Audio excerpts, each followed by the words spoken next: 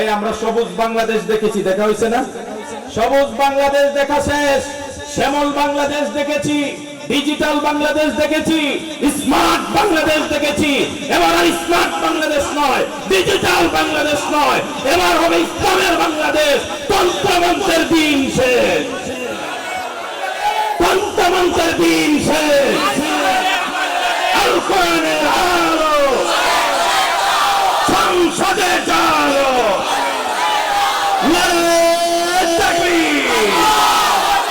إذا جاء نصر الله والفتح ورأيت الناس يدخلون في دين الله أفواجا فسبح بحمد ربك واستغفر إنه كان توابا।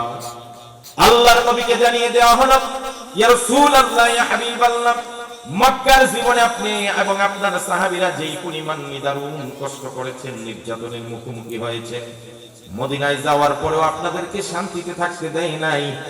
শুধুমাত্র ঈমান আনার কারণে আর ইসলাম গ্রহণ করার কারণে অমানুষিক নির্যাতন সহ্য করেছেন সাহাবীরা।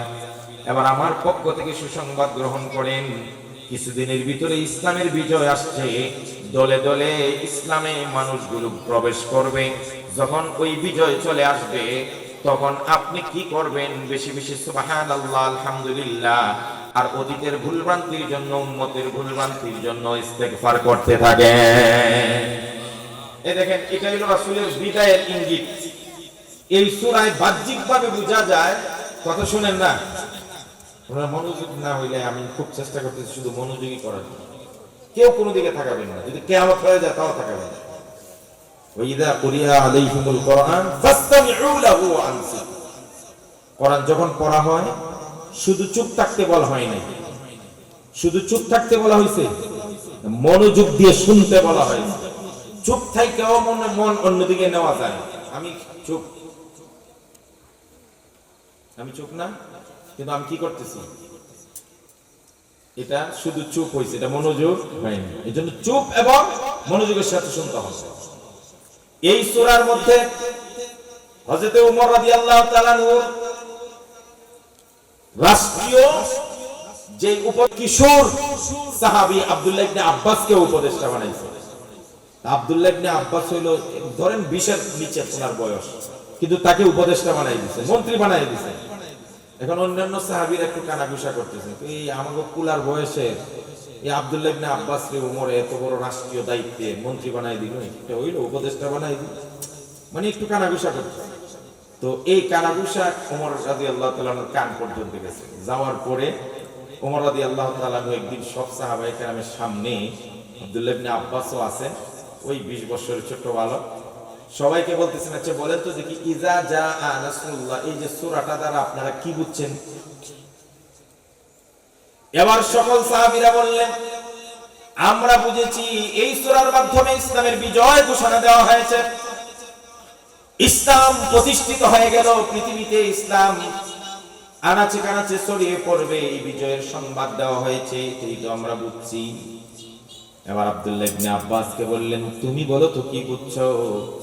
আব্দুল্লাহ ইবনে আব্বাস বলেন, খলিফাতুল মুসলিমিন, এই সূরার মাধ্যমে রাসূলুল্লাহর মৃত্যুর সংবাদ আল্লাহ জানায় দিলেন।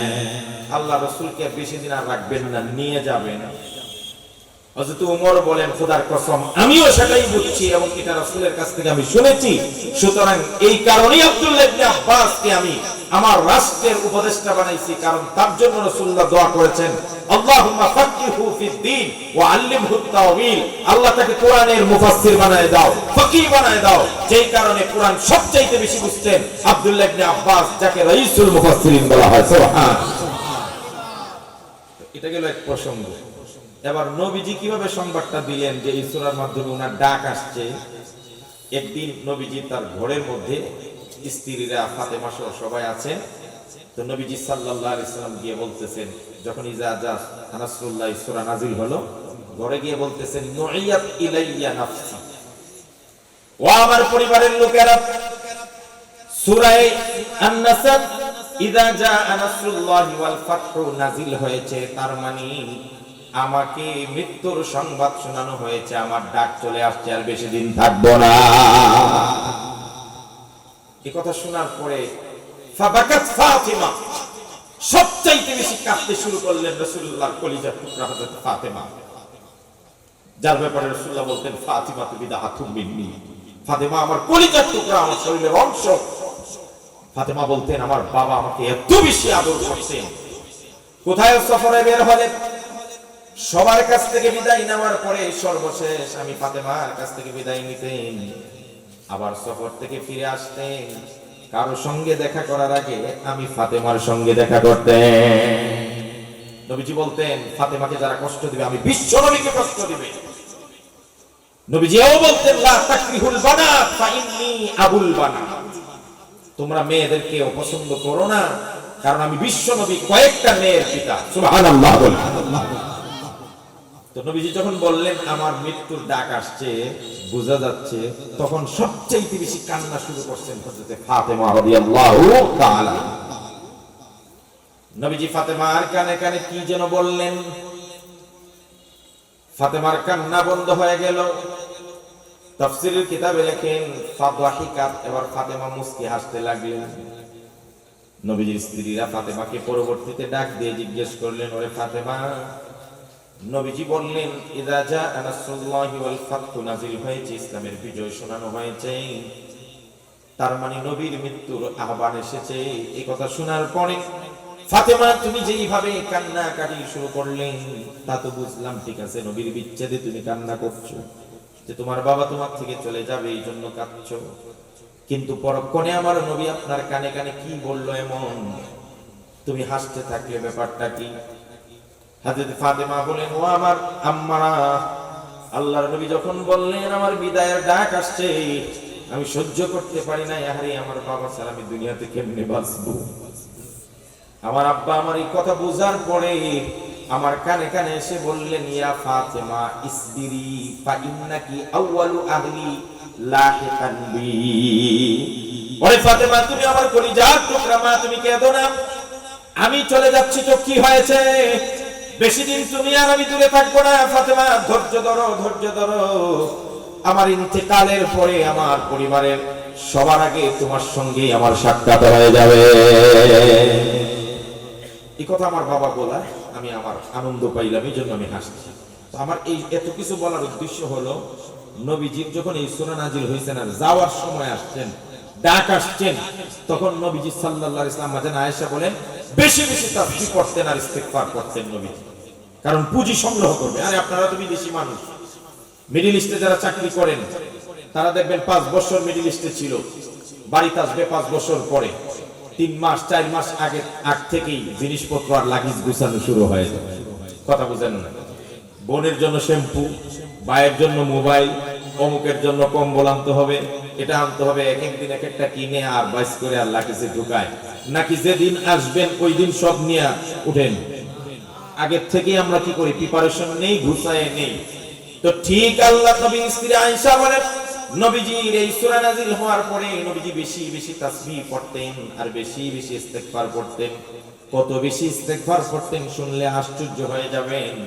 আল্লাহর নবী সাল্লাল্লাহু আলাইহি ওয়াসাল্লাম বলেন ওয়াল্লাহি ইন্নী লা আস্তাগফিরুল্লাহ ওয়া আতুবু ইলাইহি ফিল ইয়াউমি আকতার মিন 70 মাররা, খোদার কসম, আল্লাহর কসম, ও উম্মতেরা, আমি বিশ্ব নবী যার ব্যাপারে আল্লাহ পাক নিজে বলেছেন ইন্না ফাতাহনা লাকা ফাতহাম মুবিনান লিয়াগফিরা লাকা আল্লাহু মা তাকদ্দামা মিন যামবিকা ওয়া মা তাআখার।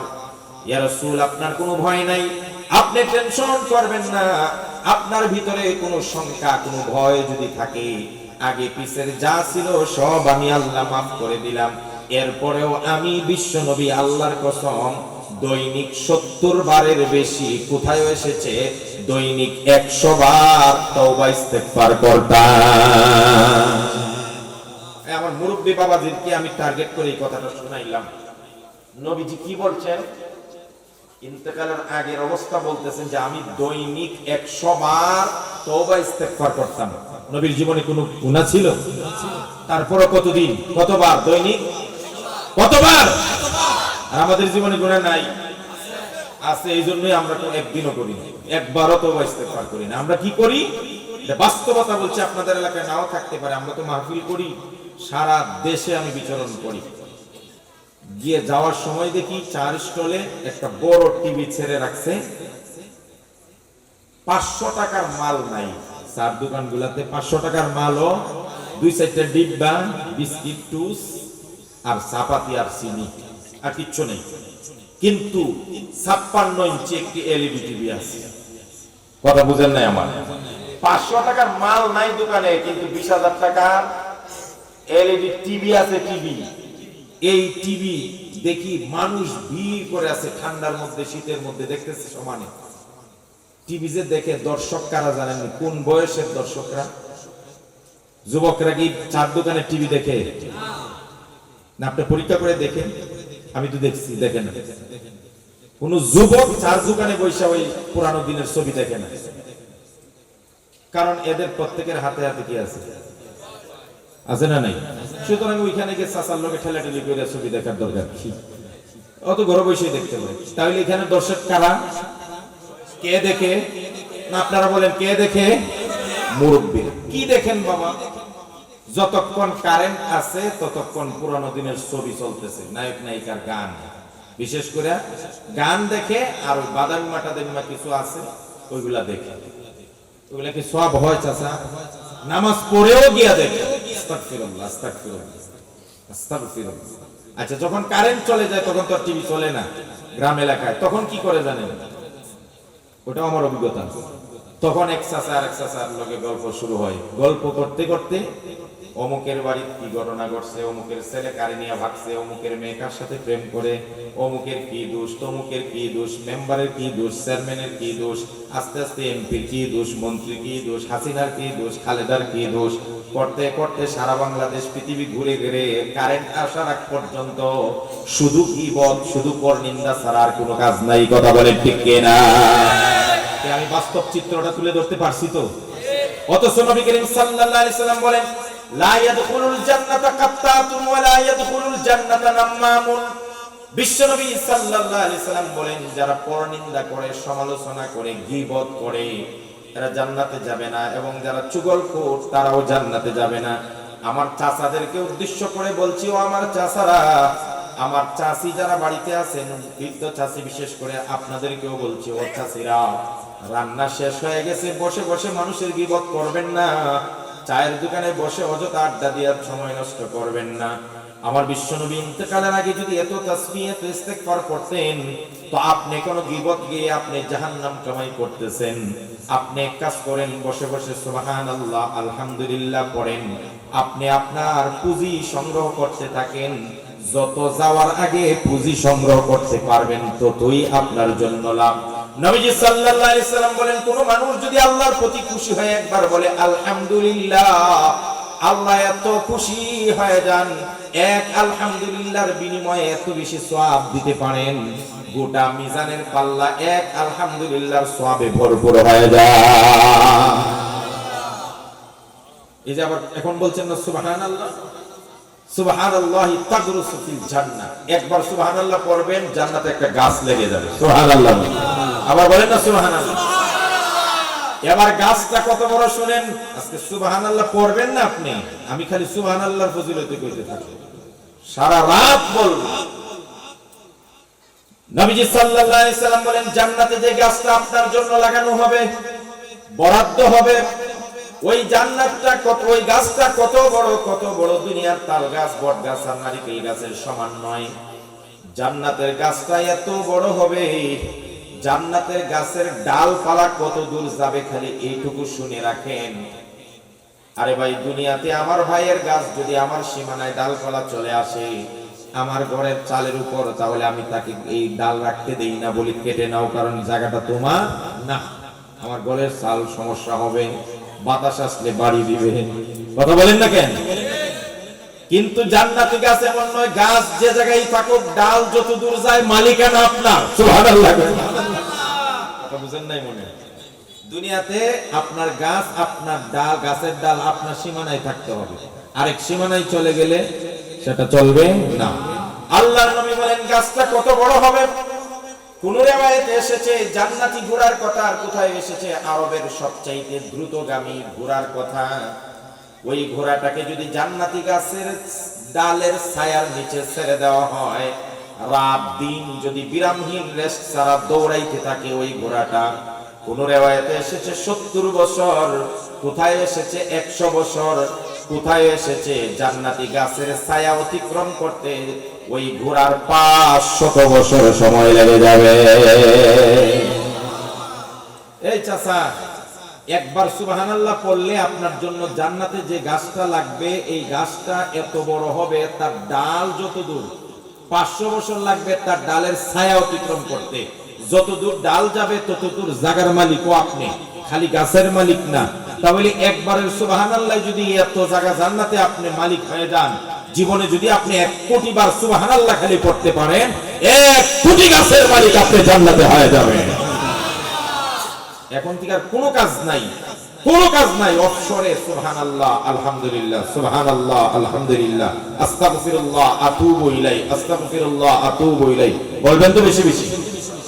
আরে এটা শুধু আপনারা বলেন তা নয়, আমি শিখছি আমার উস্তাদ, বুখারীর উস্তাদ শাইখুল হাদিস আল্লামা আজিজুল হক রাহমাতুল্লাহি আলাইহি নাফারাল্লাহু মারকাদা, ওনার সঙ্গে আমি সফর করেছি। হুজুর দেখতাম গাড়িতে ওঠার পরেই তারপরেই তিনি কোনো কথা বলতেন না, শুধু বলতেন সুবহানাল্লাহি ওয়া বিহামদিহি সুবহানাল্লাহিল আযীম, সুবহানাল্লাহি ওয়া বিহামদিহি সুবহানাল্লাহিল আযীম। এইজন্য সুবহানাল্লাহ আলহামদুলিল্লাহ কম না বেশি হবে? সবাই এখন জবান ছেড়ে পড়বেন তো? কে কে পড়বেন হাত উঠায় দেখান। লিল্লাহি তাকবীর। হাত নামান। এখন যদি কেউ আর না পড়েন তাহলে আপনার মতো কপাল পোড়া জাতি আর কেউ হতে পারে? ইন্নাদ দীনা ইনদাল্লাহি ইসলাম। ইসলাম পূর্ণাঙ্গ একটি জীবন ব্যবস্থার নাম, আল্লাহর কাছে মনোনীত একটি জীবন ব্যবস্থা। শুধু তথাকথিত ভঙ্গুর অন্যান্য ধর্মের মতো এটা একটা ধর্ম না। আপনি হিন্দু ধর্মের মধ্যে ব্যবসা নীতি নিয়ে কোনো আলোচনা নাই। আজ পর্যন্ত কোনো পণ্ডিত ব্যবসা নীতি বয়ান করে নাই, তাদের কোনো কিতাবও নাই। স্বরাষ্ট্র মন্ত্রণালয় কেমনে চালাইবেন হিন্দু ধর্মে নাই। পররাষ্ট্রনীতি কি হবে, বন্দি নীতি কি হবে, অর্থনীতি কি হবে, রাজস্ব খাত কেমনে তৈরি হবে, সচিবালয় কেমনে চলবে, ব্যবসা কেমনে চলবে, পাকঘর থেকে নিয়ে সংসদ পর্যন্ত, বাজার থেকে নিয়ে সেক্রেটারি পর্যন্ত, মাথার চুল থেকে নিয়ে পায়ের নখ পর্যন্ত, জন্ম থেকে নিয়ে মৃত্যু পর্যন্ত, এভরি পার্ট অফ লাইফ, জীবনের যত ধাপ আছে সব ধাপের ব্যাপারে যদি বিবরণ জানতে চান, দিক নির্দেশনা চাইতে চান, তাহলে একমাত্র আল্লাহ প্রদত্ত রাসূল প্রদর্শিত ইসলামের মধ্যে আছে, আর কোথাও নাই। কথা বলে ঠিক কিনা? সুতরাং বিজয় দিবস কি ইসলামের বাহিরে? আমরা ইসলামের আলোকে বিজয় দিবস কিভাবে উদযাপন করবো এটা জানি না, এই জন্য আমাদের বিজয় দিবস হয় ডিজে গান দিয়ে। আজকে দেখলাম ভারতীয় প্রধানমন্ত্রী নরেন্দ্র মোদী সাহেব, গুজরাটের যিনি কুখ্যাত বড় একজন ভালো কসাই, তিনি বলছেন 1971 সনে আমাদের সেনাবাহিনীদের বিশাল আত্মত্যাগের মাধ্যমে ভারত বিশাল জয় অর্জন করেছে, ভারত বিজয় অর্জন করছে। আমি চিন্তা করি এতদিন পরে এই কথাটা বলছে, এর আগে যে বিজয় দিবস উদযাপন কালে, ভাষা দিবস উদযাপন কালে হিন্দি গান বাজায় অনুষ্ঠানগুলোতে, কি রে ভাষা দিবস হলো বাংলা ভাষা দিবস আর গান বাজায় হিন্দি। বিজয় দিবস বাঙালি বাংলাদেশি মানুষের বিজয়, কিন্তু গান বাজায় হিন্দি। এখন দেখি নরেন্দ্র মোদীর কথা তাদের গান বাজানোর মধ্যে মিল আছে না নাই? কথা বলেন আছে না নাই? এই যে ডিজে পার্টি গান গায়, এটা কি ইসলামের আলোকে বিজয় উদযাপন করা? বিজয় হওয়ার পরে আমরা দেখি এক প্রার্থী বিজয় হয়েছে, অপর বিরোধী প্রার্থীর বাড়িঘর ভেঙে দাও, জ্বালিয়ে দাও, পুড়িয়ে দাও, সারখার করে দাও, সব ইত্যাদি ইত্যাদি যা আছে সব করো, প্রতিশোধের আগুনে সমস্ত কিছু জ্বালিয়ে সারখার করে দেয়। ইসলাম এগুলো সমর্থন করে?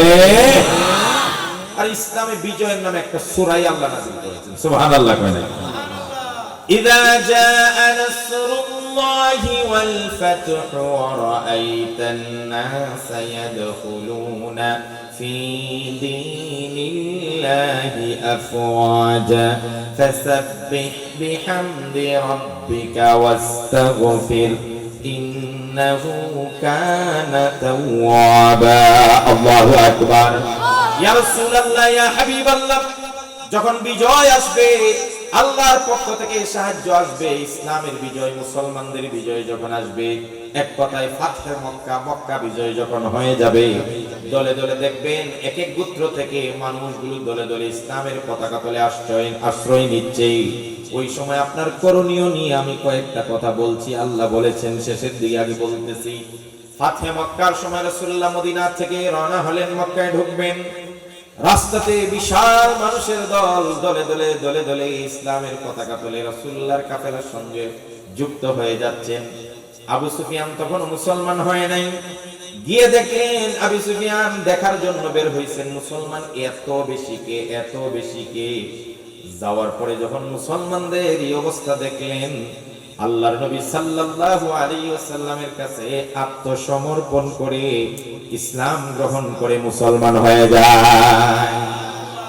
আবু সুফিয়ান মুসলমান হয়ে যাওয়ার পরে আমার নবীজি হযরতে আব্বাস ওনার চাচাকে বললেন, ও চাচাজি, আবু সুফিয়ানকে ওই চিপা জায়গাটায় দাঁড় করায় রাখেন, যেখানে মানুষ সরে গেছে ওই জায়গায় তো বুঝবে না কত মানুষ, যেখানে মানুষগুলো চিপা রাস্তা দিয়ে একসাথে ঢুকবে ওইখানে দাঁড় করিয়ে রাখেন, সে যেন দেখতে পারে আজকে ইসলামের বিজয় কাকে বলে। সুবহানাল্লাহ।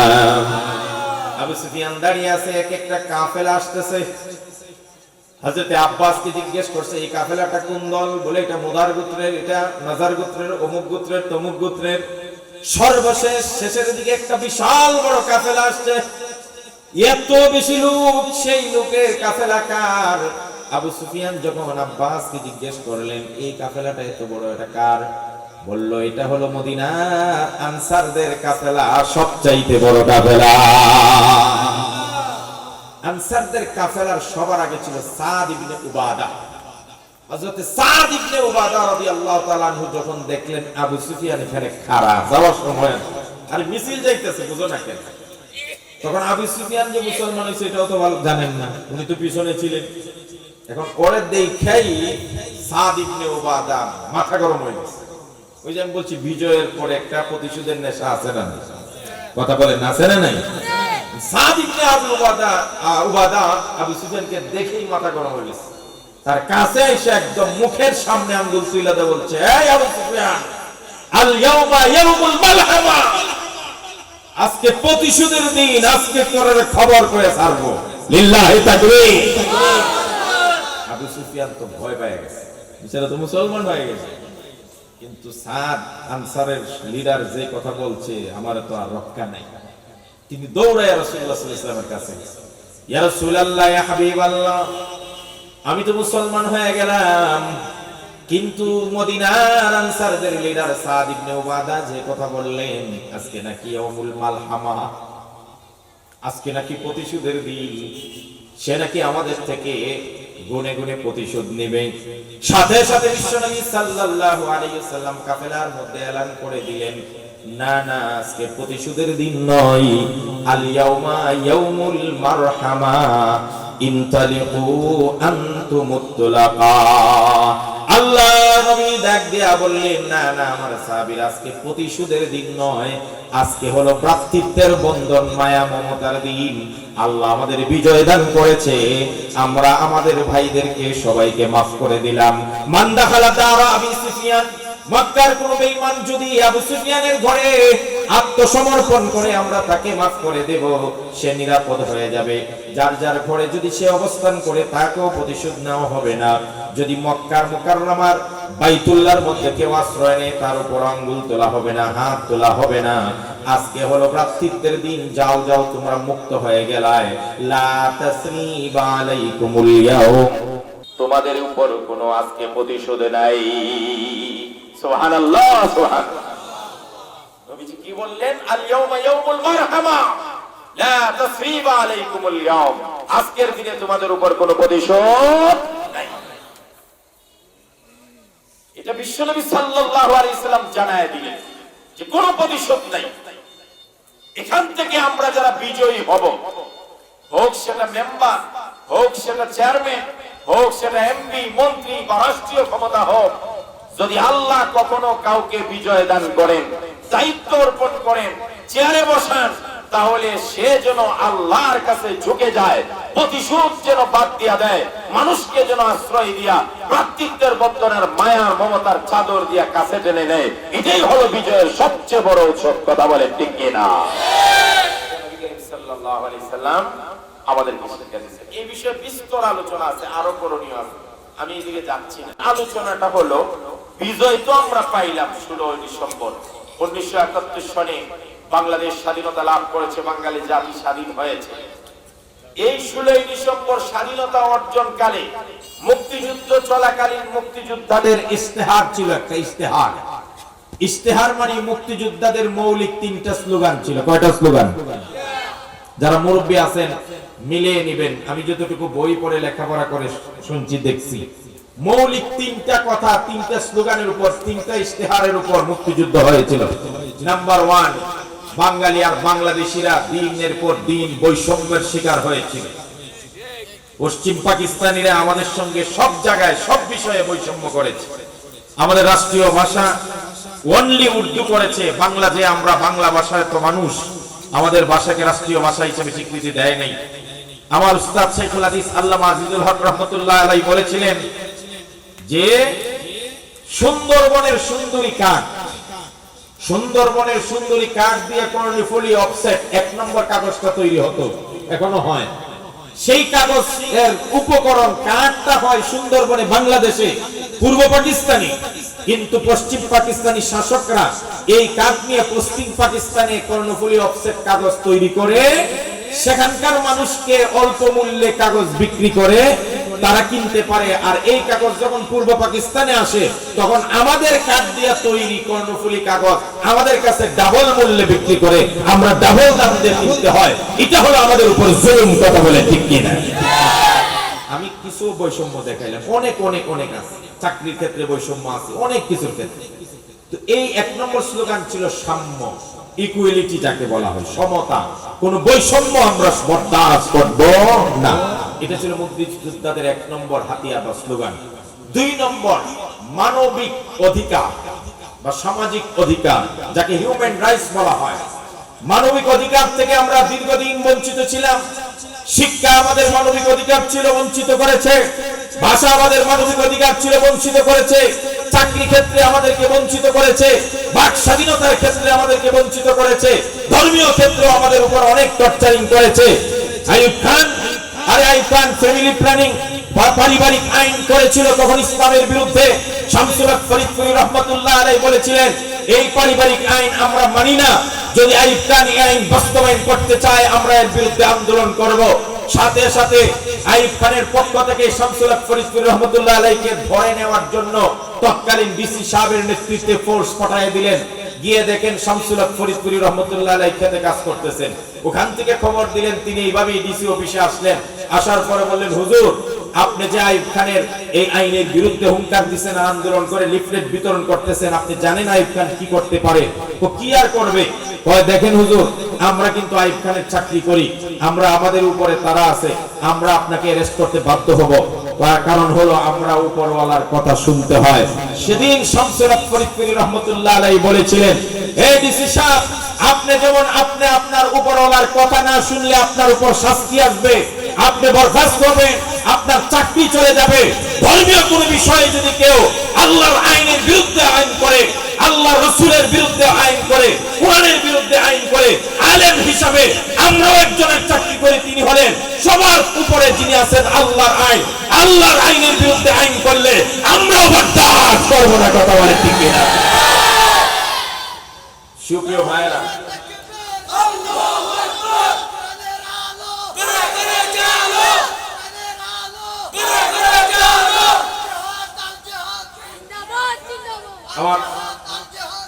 আমার ভাই শুনেন, তাহলে 2 নম্বরটা হলো আমরা সামাজিক অধিকার প্রতিষ্ঠা করার জন্য মুক্তিযুদ্ধ করেছি। কয়টা গেল? 3 নম্বর হলো আমরা ন্যায় বিচার প্রতিষ্ঠা করার জন্য, জাস্টিস, ন্যায় বিচার প্রতিষ্ঠা করার জন্য যুদ্ধ করছি। তাহলে 1 নম্বর হলো বৈষম্য দূর করে সাম্য প্রতিষ্ঠা করা, 2 নম্বর হলো মানবিক অধিকার প্রতিষ্ঠা করা, 3 নম্বর হলো ন্যায় বিচার প্রতিষ্ঠা করা। কিন্তু আপনাদেরকে যদি আমি জিজ্ঞেস করি, এই 3টা অধিকার বিগত 54 বছরে আমাদের বাংলাদেশে কি প্রতিষ্ঠিত হয়েছে? কথা বলেন, এই বসেন, সবাই বসেন। বাহিরে কিছু হলে দেখবে ওনারা, আপনারা বসেন। এই শুনেন, এই আপনারা মুরব্বীরা বলেন, বিগত 54 বছরে বাংলাদেশে এই 3টা অধিকার কি প্রতিষ্ঠিত হয়েছে? আপনারা কি মনে করেন আরো 54 বছর সামনে গেলে হবে? কথা বলেন না। আর কেমনে বুঝাই? দুর্নীতি, বাংলাদেশ জন্ম হওয়ার পর থেকে দুর্নীতি দিন দিন কমতেছে না বাড়তেছে? কথা কয় না। আমার শেখ মুজিবুর রহমান সাহেবের একটা লেখা, মানে ওনার সম্পর্কে একটা পত্রিকায় লেখা পড়ছিলেন। উনি 32 নম্বরে যখন থাকেন, গ্রামের এক চাচা একটা লাউ নিয়ে গেছে শখ করে ওনারে দেওয়ার জন্য। তো পিএসএ বলছে যে স্যার আপনার জন্য একটা লাউ আনছে। তো এই লাউটা বঙ্গবন্ধু শেখ মুজিবুর রহমান বলেন ঠিক আছে, ওনার কাছ থেকে লাউটা নিয়ে আসো। তো নিয়ে আসছে পিএসএ দোতলায়। তো উনি শেখ মুজিবুর রহমান সব খুশি হইয়া 20 টাকা দিছে। কয় টাকা? 1971, 72, 33 সনে কি লাউ 20 টাকা ছিল? বড় জোর 1 টাকা। আচ্ছা আচ্ছা, আপনি কোন 2 টাকা আছে, আপনারটা মানলাম 2 টাকা ছিল, দিছে কয় টাকা? 20 টাকা। পিএসএ মনে মনে চিন্তা করে, এক লাউ দিছে আর 20 টাকা নিয়ে যাবে, 10 টাকা দিলেই তো অনেক। কথা কয় না? 10 টাকা নিয়ে দিছে চাচা, আর 10 টাকা। তো টাকা পাওয়ার পরে তো চাচা চলে যাওয়ার কথা। কিছুক্ষণ পরে শেখ মুজিবুর রহমান সাহেব দেখেন যে ওই চাচা গেছেন, দাঁড়িয়ে আছে। বললো কি আর কিছু বলবেন? কয় না, আমি লাউ তো আপনাকে এমনি হাদিয়া দিচ্ছি, উপহার। টাকা দিলেন? কোন আমি খুশি হয়ে দিচ্ছি। কোন না, টাকা দিয়ে যদি আমার লাউ বিক্রি করতে হয় তাহলে আপনার কাছে বাজারে বিক্রি করতে হবে, তাহলে কি করতে হবে? আমার টাকাটা ফেরত নিলেই আমি খুশি, আর না হলে যাবো না। এবার বললেন যে ঠিক আছে তাইলে উপরে আসো। উপরে গেছে, পরে চাচায় লাউয়ের টাকা ফেরত দেয় 10 টাকা। কয় টাকা? এখন শেখ মুজিবুর রহমান সাহেব বললেন, আরে আপনি বললেন টাকা দিলে রাগ করবেন, টাকা ফেরত দিবেন, তো ফেরতই যখন দিবেন তো 10 টাকা রাইখা 10 টাকা দেন কে? দিলে 20 টাকা ফেরত দেন আর নিলে 20 টাকাই। এটা আবার কোন কথা? তখন গ্রাম্য চাচায় বললেন, শেখ মুজিবুর রহমান সাহেব, স্যার আমি 20 টাকা কি বানায় দেব? আমি তো 20 টাকা বানিয়ে দিব না, আমি পাইছি 10 টাকা, তো 20 টাকা ফেরত দিব কেমনে? তখন তিনি বলছিলেন, যেই দেশের দোতলা থেকে নামতে 20 টাকার নোট 10 টাকায় পরিণত হয়ে যায়, এই জাতির থেকে দুর্নীতি কখনো বন্ধ করা যাবে না। কথা বলে ঠিক কিনা? বলছিলেন না 7.5 কোটি মানুষের জন্য 7.5 কোটি কম্বল আসলো, আমার কম্বল গেল কোথায়? আমি একটা জিনিস শুধু বুঝাচ্ছি, দুর্নীতি দিন দিন কমতেছে, কমতেছে। আগে 10 টাকা দুর্নীতি হতো স্বাধীনতার পরে, আর এখন এক একজন ছাত্র নেতা, এক জেলা শাখার ছাত্র সভাপতি বিগত দিনে দেখছি 2000 কোটি টাকা পাচার করেছে। এবার বুঝেন কি পরিমাণ দুর্নীতি বাড়ছে। কথা বলে ঠিক কিনা? আমি আপনাদেরকে বলি, যেই ধারায় যেই সিস্টেমে বাংলাদেশ চলতেছে 54 বছর কেন, আরো কিয়ামতের আগ পর্যন্ত দুর্নীতি বন্ধ হবে। আমরা চ্যালেঞ্জ দিয়ে বলতে পারি, সমাজতন্ত্র, গণতন্ত্র, কমিউনিজম, ধর্মনিরপেক্ষ মতবাদ, আরো যা আছে, দুনিয়ার কোন তন্ত্র মন্ত্র আর মতবাদ দ্বারা মানুষের বৈষম্য দূর করা যাবে না, মানুষের মানবিক আর সামাজিক অধিকার প্রতিষ্ঠা করা যাবে না, ন্যায় বিচার প্রতিষ্ঠা করা যাবে না। আমরা চ্যালেঞ্জ দিব একটা, আজকের দিনে আমি এই চ্যালেঞ্জ দিয়ে যাই আপনাদেরকে, যদি কেউ একমাত্র আল্লাহ প্রদত্ত রাসূল প্রদর্শিত ইসলামী জীবন ব্যবস্থা আর কোরআন নামক সংবিধান অ্যাপ্লাই করতে পারে, প্রয়োগ করতে পারে, খোদার কসম মানুষের বৈষম্য দূর হবে, অধিকার নিশ্চিত হবে, ন্যায় বিচার প্রতিষ্ঠা হবে। এটা কোরআন হাদিস দ্বারাই শুধু প্রমাণিত নয়, সোনালী দিনের ইতিহাসে রাসূলুল্লাহ রাষ্ট্র যখন তিনি পরিচালনা করেন ওই সময় প্রমাণিত, খুলাফায়ে রাশিদিনের আমলে হাজারো ঘটনা এই জিনিসটার সাক্ষী। কথা বলে ঠিক কিনা? আমি শুধু সমতার একটা কথা দেখাই। আব্দুল্লাহ ইবনে জাবের রাদিয়াল্লাহু তাআলা থেকে হাদিস বর্ণিত, খুব বলেন, আমি আয়াতটা ওইটাই পড়ছি, আগে আয়াতটা পড়ি। সূরা হুজরাত, আল্লাহ রাব্বুল আলামিন সূরা হুজরাতের শেষের দিকে বলেন, ইয়া আইয়ুহান নাস ইন্না খালাকনাকুম মিন যাকারিন ওয়া উনসা ওয়া জাআলনাকুম শুউবান ওয়া ক্বাবাইলা লিতাআরাফু ইন্না আকরামাকুম ইনদাল্লাহি আতকাকুম। আল্লাহ রাব্বুল আলামিন গোটা মানব জাতিকে লক্ষ্য করে বলেন, হে দুনিয়ার যত মানুষ আছো মানব জাতিরা, তোমাদেরকে আমি আল্লাহ সৃষ্টি করেছি মিন যাকারিন ওয়া উনসা, এক পুরুষ আর এক নারী থেকে। তাফসীরের কিতাবে লেখেন এক পুরুষ মানে আদম, এক মহিলা মানে হাওয়া। অর্থাৎ আল্লাহ বলেন তোমাদের সবার বাবা একজন, তোমাদের মাও একজন, সুতরাং তোমরা সবাই সমান, সবাই সমান। আর তোমাদের পরস্পরের মধ্যে আমি আল্লাহ রাব্বুল আলামিন গোত্র ভাগ করে দিয়েছি, বংশ ভাগ করে দিয়েছি। কেউ চৌধুরী বংশে, কেউ পাঠান বংশে, কেউ ভুইয়া বংশে, কেউ উত্তরপাড়া, কেউ দক্ষিণ পাড়া, কেউ এই দেশে, কেউ ওই দেশে, কেউ পাহাড়ি, কেউ বাঙালি, কেউ ওই পাড়া, কেউ এই হাটি, কেউ ওই হাটি। এই যে আমি গোত্র, বংশ আর নারী পুরুষে এইভাবে বিভাজন করলাম, এগুলা একটাও মানুষের শ্রেষ্ঠত্বের মাপকাঠি নয়। আমার কাছে সবচাইতে দামি ওই ব্যক্তি, যেই ব্যক্তি সবচেয়ে বেশি মুত্তাকি পরহেজগার। এর দ্বারা কি বুঝলেন? চৌধুরী বংশ হইলেই কেউ দামি হয়ে যায়, ভুইয়া বংশের হইলেই কেউ দামি। আল্লাহ পরিষ্কার বলছেন তাকওয়া যদি কারো ভিতরে থাকে। এখন আবার বলবেন হুজুর তাকওয়া যে আছে এটা কেমনে বুঝলাম?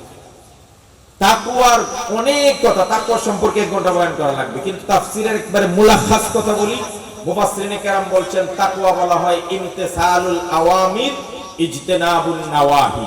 আবার বলছি, শব্দ দুইটা মুখস্থ করবেন, ইমতিসালুল আওয়ামির ইজতিনাবুন নাওয়াহি, মানে আল্লাহর যত আদেশ আছে সব পালন করা, আর যত নিষেধ আছে সেই নিষেধ বর্জন করা, বেঁচে থাকা, এর নাম হলো তাকওয়া। বুঝে থাকলে বলুন তো, নামাজ পড়া কার আদেশ? যে মানে হে তাকওয়া অর্জন করছে সে মুত্তাকি। রোজা রাখা কার আদেশ? যে রাখে সে তাকওয়া অর্জন করছে, আল্লাহর আদেশ মানছে, সে মুত্তাকি। ঘুষ খাওয়া হারাম, কার নিষেধ? সুদ খাওয়া কার নিষেধ? মদ জিনা কার নিষেধ? এগুলা যে বর্জন করে সে তাকওয়া অর্জন করছে, আল্লাহকে মানে, সে মুত্তাকি। এখন বুঝা থাকলে বলুন তো, একজন প্রেসিডেন্টের মধ্যে তাকওয়া নাই আর একজন রিকশা চালকের মধ্যে তাকওয়া আছে, আল্লাহর কাছে প্রেসিডেন্টের দাম বেশি না রিকশা চালকের দাম বেশি? শুধু একটা প্রেসিডেন্ট নয়, আল্লাহ রাব্বুল আলামিন এই কথাটাই বুঝাচ্ছেন। একজন ভ্যান চালক, তার মধ্যে তাকওয়া আছে, কেমনে বুঝবো? আরে ভাই, সে যখন ভ্যান চালায়, ফজরের নামাজ পড়ে, নাস্তা করে রাস্তায় বের হয়ে গেছে, 12টা 1টা পর্যন্ত সে উপর্য করে বাজার থেকে ওই বাজারে ভ্যান চালায়, রিকশা চালায়, ঘরমাক্ত শরীর হয়ে গেছে, ক্লান্ত হয়ে গেছে, কানটা খোলা রাখছে কখন যে জোহরের আজানটা দিয়ে দেয়। যেই মাত্র জোহরের আজান মাইকে শুনলো, সাথে সাথে আর গাড়ি না চালিয়ে ভ্যানটাকে, রিকশাটাকে মসজিদের পাশে দাঁড় করিয়ে ওযু করে আস্তে করে মসজিদে ঢুকে জোহরের নামাজটা আদায় করে নিল। ও দুনিয়ার মানুষরা, বোঝা যায় এই রিকশা চালকের মধ্যে তাকওয়া আছে। এমন একটা রিকশা চালকের দাম যে বেনমাজি, সুদখোর, ঘুষখোর, দুর্নীতিবাজ, হাজার প্রেসিডেন্ট আর মন্ত্রীর চাইতে আল্লাহর কাছে দামি। কথা বলেন ঠিক কি না? তাহলে বোঝা গেল সব এমনি সমান, সব মানুষ সমান। এর দ্বারা প্রমাণ হয় তাকওয়া থাকলেই সমান বাড়ে, আর না হলে সমান দাম বাড়বে না। আরেকটা হাদিস শুনি, আব্দুল্লাহ ইবনে জাবের রাদিয়াল্লাহু তাআলা থেকে বর্ণিত, তিনি বলেন রাসূলুল্লাহ বলেন, ইয়া আইয়ুহান নাস, হে মানুষেরা ভালো করে শুনো, ইসলাম কতটা মানুষের বৈষম্য দূর করে, কতটা দেখেন। আল্লাহর নবী বলেন, হে ইয়া আইয়ুহান নাস, হে মানুষেরা, ইন্না রাব্বাকুম ওয়াহিদ ওয়া ইন্না আবাকুম ওয়াহিদ, আলা লা ফাদলা লিআরাবিয়্যিন আলা আজামিয়্যিন ওয়ালা লিআজামিয়্যিন আলা আরাবিয়্যিন ওয়ালা লিআহমার আলা আসওয়াদ ওয়ালা আসওয়াদ আলা আহমার ইল্লা বিত্তাকওয়া। আল্লাহর নবী বলেন, হে দুনিয়ার মানুষেরা, আরব দেশি কোন মানুষের শ্রেষ্ঠত্ব নাই বাঙালি কোন মানুষের উপর। কথা বুঝেন নাই? একজনের বাড়ি আরব দেশে আর আমার বাড়ি বাংলাদেশে, এই জন্য কি সে আমার চেয়ে দামি হয়ে গেছে? দেশ ভাগ হয়, কারো দাম বাড়ে না। কথা বলে ঠিক কিনা? আল্লাহর নবী বলেন আরবীর কোন শ্রেষ্ঠত্ব অনারবীর উপর নাই, অনারবীর কোন শ্রেষ্ঠত্ব আরবীর উপর নাই। লাল মানুষের শ্রেষ্ঠত্ব কালো মানুষের উপর নাই, কালো মানুষের শ্রেষ্ঠত্ব লাল মানুষের উপর নাই। অর্থাৎ লাল কালো দিয়া মানুষের দাম কমে বাড়ে না। লাল হোক কালো হোক সাদা হোক কালো হোক, আরে বাঙালি হোক সৌদি হোক কুয়েত হোক ভারত হোক পাকিস্তান হোক, যে যেখানেই থাকুক সবাই সমান। আল্লাহর কাছে দাম হয় একটা জিনিস দ্বারা, বিত্তাকওয়া। একমাত্র তাকওয়া যদি কারো ভিতরে থাকে, সে যেই জায়গায় থাকুক, যেই বংশেই থাকুক, যেই পেশাই থাকুক, আল্লাহর কাছে দামি। এটা তো আমি দেখাইলাম ইসলাম যে বৈষম্য মানে না, ইসলাম সবাইকে সমান চোখে দেখে, এটা কোরআন আর হাদিস দিয়ে দেখাইলাম। বাস্তব ঘটনা শুনেন। সাইয়েদনা ওমর রাদিয়াল্লাহু তাআলা যখন খলিফা, তিনি অর্ধ জাহানের খলিফা ছিলেন। সুবহানাল্লাহ বলতে ইচ্ছা করেন? অর্ধ পৃথিবী, অর্ধ পৃথিবী বুঝেননি? বাংলাদেশের সমান 46টা দেশকে জোড়া দিলে যত বড় দেশ হবে, এত বড় একটা দেশের প্রধানমন্ত্রী ছিলেন। সুবহানাল্লাহ। বুঝছেন এখন উমর কারে কয়? আরো বুঝাই, উমর কত ভয়ঙ্কর একজন মানুষ, মানে তারে কি পরিমাণ মানুষ ভয় করত। সাইয়েদনা ওমর রাদিয়াল্লাহু তাআলা একদিন গেছেন, গিয়ে দেখেন আবু বকর ওমর বসা, আর কিছু মেয়েরা, এই কথা বলো না, কিছু মেয়েরা ছোট্ট বালকেরা দপ বাজাইতেছে, খুশি করতেছে, আনন্দ ফুর্তি করতেছে থালা বাসন নিয়ে। তা আবু বকর ধমক দিছে, এক বাচ্চারা রাসূলুল্লাহর সামনে মানুষে দপ বাজায়। নবীজি বললেন বাচ্চাদেরকে ছেড়ে দাও, এরা ছোট মানুষ বুঝে না, তো এরা দপ বাজাইতেছে, এই খুশি করতেছে। আবু বকর রাদিয়াল্লাহু তাআলা বসা, হুজুর সাল্লাল্লাহু আলাইহি ওয়াসাল্লাম বসা। হঠাৎ নবী করিম সাল্লাল্লাহু আলাইহি ওয়াসাল্লাম খেয়াল করেন, বাচ্চাগুলা তাদের যে দপ আছিল, থালাবাটি যেটা দিয়ে আনন্দ করতেছিল, এইগুলার পিছনে নিয়ে একদম সুবোধ বালকের মতো, ফেরেশতার মতো বসে, কোনো কথাও কয় না, আনন্দ তো করবে দূর। নবীজি আশ্চর্য হয়ে গেলেন, কি রে এই বাচ্চাগুলা হঠাৎ এমন হয়ে গেল কেন? তাকায় দেখেন ওমর আসতেছে। সুবহানাল্লাহ বলতে করেন? কে আসতেছে? আরো জোরে কয় না? ওমর বিষয়টা খেয়াল করছে যে এতক্ষণ এরা দপ বাজাইলো রাসূলুল্লাহর সামনে, আবু বকরের সামনে, আর আমি আসতেই বন্ধ করে দিল, তাইলে এরা আমাকে বেশি বাচ্চারা ভয় করে, এটা তো অন্যায়, এটা তো বেয়াদবি। রাসূলকে ভয় করলো না, রাসূলের সামনে বাজাইতেছে দপ, আর আমারে দেখি বন্ধ করছে, দিছে এক ধমক, এক বাচ্চারা তুমি এটা কি করলে? তখন আল্লাহ নবী সাল্লাল্লাহু আলাইহি সাল্লাম বলেন, ওমর বাচ্চাদের দোষ নাই, তোমাকে শুধু বাচ্চারাই ভয় পায় না, মানুষই ভয় পায় না। ওমর তোমাকে শয়তান পর্যন্ত ভয় পায়, তুমি যেই রাস্তায় যাও ওই রাস্তায় শয়তান আর যাইতে সাহস করে না। আমি এটুকু বুঝাইলাম ওমর কতটা ধাম্বিক, ধাম্বিক বলা যাবে না, মানে ব্যক্তিত্ব সম্পন্ন মানুষ ছিলেন। বুঝছেন তো? এখন সেই ওমর যখন খলিফা, তাহলে তার অবস্থান আরো শক্ত। আবার অর্ধ জাহানের বাদশা একদিন মসজিদে নববীতে খুতবা দেওয়ার জন্য দাঁড়াইছেন। এমন সময় ওই কোণার থেকে ধরেন ফাজা আরবিয়ুন, আরবিক অর্থ কি বলতাম আপনাদের, একদম গ্রামের সহজ সরল এক চাচা দাঁড়ায় গেছে, এক মুরব্বী দাঁড়ায় বলছে, ওমর তোমার বক্তব্য আজকে চলবে না যতক্ষণ আমার প্রশ্নের জবাব না দিবে। সুবহানাল্লাহ বলতে পারে না? সাইয়েদনা ওমর রাদিয়াল্লাহু তাআলা বলেন, বলো তোমার কি প্রশ্ন? চাচা আমি উত্তর দিতে রাজি আছি। এবার ওই মুরব্বী চাচা ডাক দিয়া বলেন, ওমর খলিফাতুল মুসলিমিন, কিছুদিন আগে রাষ্ট্রীয় কোষাগার থেকে সবার জন্য এক পিস করে কাপড় দেওয়া হয়েছে। কাপড়, এই কাপড় দিয়ে আমরা যারা পাঞ্জাবি বানাইছি বা জামা বানাইছি, আমরা খেয়াল করে দেখছি আমাদের জামা খুব ভালো করে ঢিলে ঢালা করে বানাইতে পারি নাই। কাপড়টা শর্ট ছিল, যেই কারণে কোন রকম পাঞ্জাবি হইছে, জামা হইছে, যাই হইছে। কিন্তু ওমর আমি যখন আজকে নামাজ পড়তে আসলাম, এসে দেখি তোমার গায়ে যে জামাটা দেখা যায়, এই জামাটা টাইট ফিট না বা এরকম না, ঢিলে ঢালা খুব স্বাচ্ছন্দ্যে পড়ে আছো। তার মানে অবস্থা দুইটা, আমরারে যে পরিমাণ কাপড় দিছো তা দিয়ে আমরা ঢিলে ঢালা জামা বানাইতে পারলাম না, আর তুমি খলিফার প্রেসিডেন্ট হিসাবে তুমি অন্যায়ভাবে বেশি কাপড় লাগাইয়া তোমার জামাটা খুব ঢিলে ঢালা করে বানাইছো কেন? এই প্রশ্নের জবাব দিয়ে যা। ইসলামী রাষ্ট্র ব্যবস্থার খেলাফত কায়েম হলে আর কোরআন দ্বারা দেশ চললে, প্রেসিডেন্টকে সাধারণ একজন মানুষ অবশ্যই প্রশ্নের সম্মুখীন করতে পারে, আর প্রেসিডেন্ট সাধারণ মানুষের জবাব দিতে বাধ্য হবে। কথা বলে ঠিক কিনা? আজকের আমাদের ধর্ম উপদেষ্টা আলহামদুলিল্লাহ আর কোন উপদেষ্টাই বুকে হাত দিয়ে কথা বলতে পারবে কিনা আমি জানি না। ডক্টর আফম খালেদ সাহেব, তার সঙ্গে আমার অনেক সম্পর্ক, আলহামদুলিল্লাহ অনেকবার অনেক জায়গায় একসাথে হয়। তিনি বলেছেন এই পর্যন্ত আলহামদুলিল্লাহ 1 টাকা রাষ্ট্রের আমি কোনো অন্যায় ভাবে ভোগ করি নাই। ইভেন কি রেকর্ড করেছেন, হাজিদের টাকা বেঁচে ছিল, অতিরিক্ত হয়েছিল, প্রত্যেক হাজিদের অ্যাকাউন্টে তিনি পাঠিয়ে রেকর্ড করেছেন।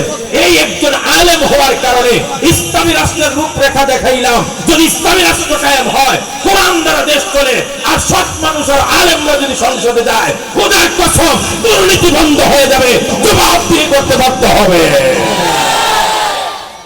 বুঝছেন না আপনারা? বুঝেননি কথা? হযরত ওমরকে প্রশ্ন করে বসছে, জবাব দাও, আর না হয় তোমার বক্তব্য চলবে না।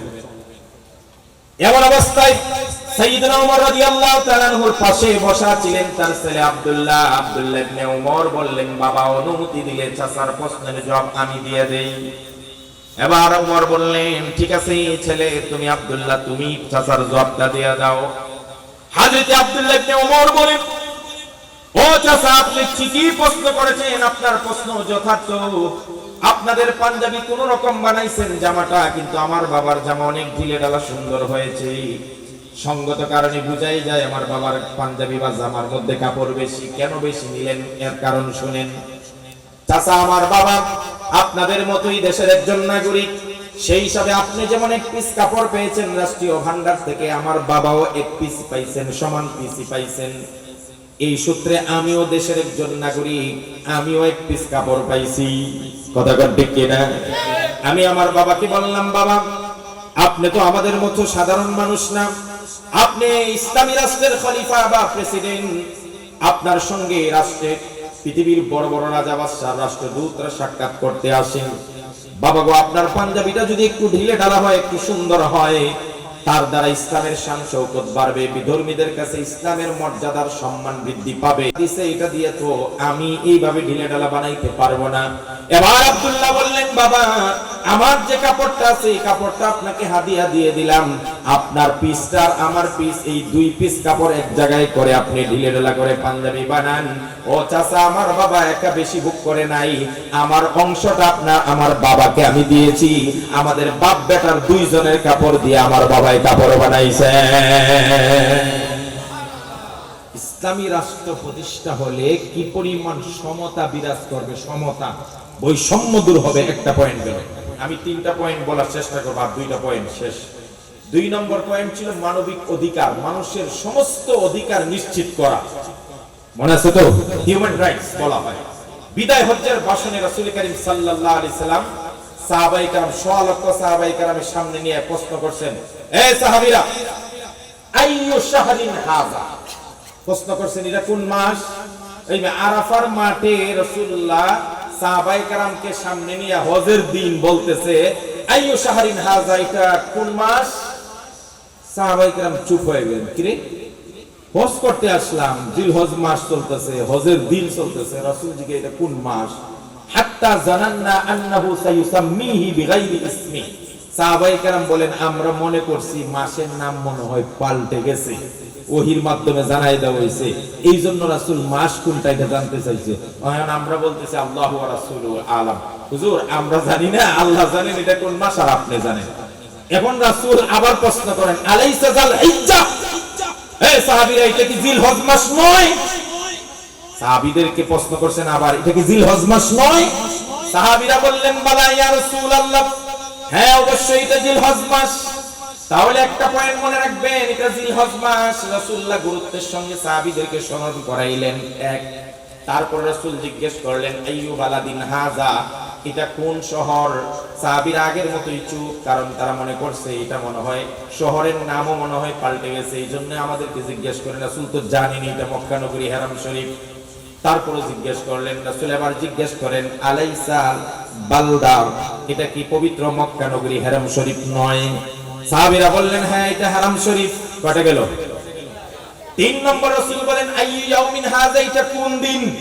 সাহাবীরা বলেন, এটা তো জিলহজ মাস, হজের দিন। নাকি আবার নাম পরিবর্তন হয়ে গেল, এই জন্য চুপ। নবীজি বললেন এটা কি হজের দিন নয়? সাহাবীরা বললেন অবশ্যই এটা হজের দিন। তাহলে কয়টা জিনিস জিজ্ঞেস করছেন নবীজি? প্রথম জিজ্ঞেস করলেন এটা কোন মাস, পরে উত্তরে আসলো এটা জিলহজ মাস, এটা কোন শহর, এটা হারাম শরীফ মক্কা নগরী। 3 নম্বর এটা কোন দিন, এটা জিলহজ মাস। কয়টা হইছে? হজের দিন। এই তিনটা কথা সাহাবীদেরকে নিশ্চিত করার পরে স্মরণ করাইয়া দিয়ে এরপরে রাসূল একটা সূত্র বললেন ইসলামের অধিকারের ব্যাপারে। আল্লাহ নবী সাল্লাল্লাহু আলাইহি সাল্লাম বললেন ইন্না দিমাআকুম ওয়া আমওয়ালাকুম ওয়া আ'রাদাকুম হারামুন আলাইকুম কা হুরমাতি ইয়াউমিকুম হাযা ফি বালাদিকুম হাযা ফি শাহরিকুম হাযা। আল্লাহর নবী বলেন ও সাহাবীরা, আজকের এই জিলহজ মাসটা যেমন আল্লাহর কাছে সম্মানিত, এই জিলহজ মাস আল্লাহর কাছে সম্মানিত না?